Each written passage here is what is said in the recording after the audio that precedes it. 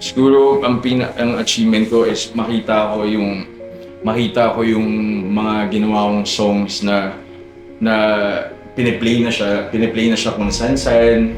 Maririnig mo lang, maglalakad ka lang, maya naririnig mo yung song, wait lang, parang song mo yun, ah. Tapos punta dito, maririnig mo, makikita mo yung music video ng song. So parang ikaw nakakatuwa na makita yung pagod, yung hard work na ininvest is makita mo yung results at the same time marinig mo sa ibang tao, like kasi kinakanta nila yung song mo, ikaw para okay. Nakakatuwa siya kasi na-influence mo yung tao, ang dami ka na-influence na tao. Yeah. And positive. Mhm. Good influence. Mhm. Ayos yun.